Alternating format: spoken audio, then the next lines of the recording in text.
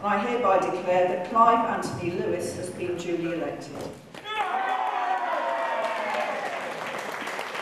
We've got a fantastic team here in Norwich Labour who've worked their socks off. We saw more activists, more people coming in from across Norwich, from across Norfolk to help, not just today, but throughout the campaign in a way that we never saw in 2015. So, great thanks to them, organisers, the people behind that.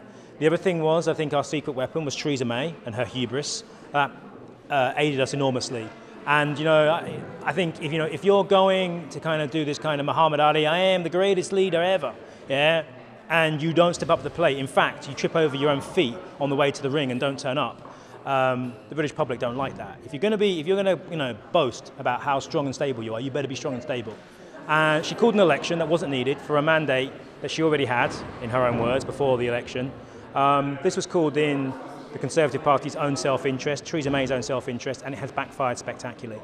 I also think the manifesto was fabulous. I think it is probably will go down as one of the best manifestos the Labour Party has produced since the Second World War, since the 45 manifesto. It captured the public's imagination. It offered hope, as opposed to the kind of the thin gruel of despair that I feel many saw in the Tory manifesto. And I think it exposed the Tories for who they are. I think many people were saying to us on the doorstep, I was thinking of voting Conservative, but they can see that actually the kind of detoxification of the Tory party was a sham, and it was the same old Tory party, and those factors I think played into the final outcome.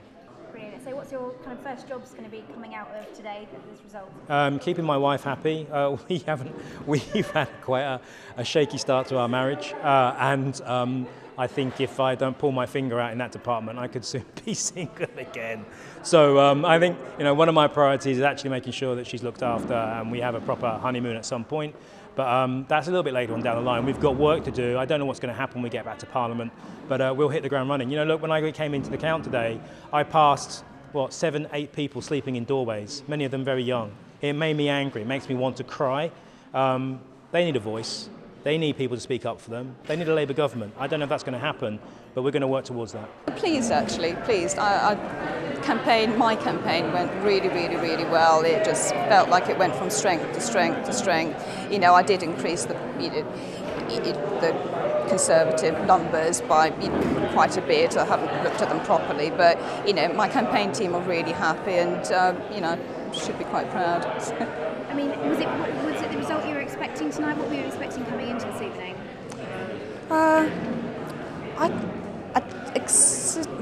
I knew Clive was going to increase his majority. That was sort of a gut feeling, over the last few days on the doorstep. I think he's actually done spectacularly well, doing as well as he has done. So, hat off to him for that, really. Well, clearly it's been a long campaign, so I'm looking forward to getting back to other aspects of life. I'm pleased about the conversations that we've had on the doorstep. Clearly I would have liked a slightly better result, but we have come from 4th place in 2015 to 3rd place in 2017, so there is some progress there. Brilliant. And was it the result you were expecting tonight? To be truthful, no. I thought we'd get a slightly higher share of the vote, but I think what was very clear is that people were lending their votes to Labour, both Liberal Democrat and Green voters, in order to stop a Conservative MP being elected.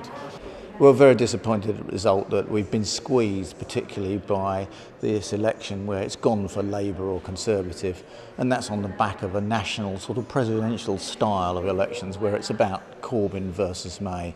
In fact, what the voters of Norwich are doing here is selecting a candidate that's going to represent them well in Parliament, and I hope that they do get a good candidate to do that. And we will continue to do the work that the Greens are doing on City Council, particularly putting forward a different viewpoint about the environmental aspects. And also, as we go forward into Brexit, we want to try and ensure that the environmental legislation, the workers' rights legislation that we fought so hard for, will remain in the British statute.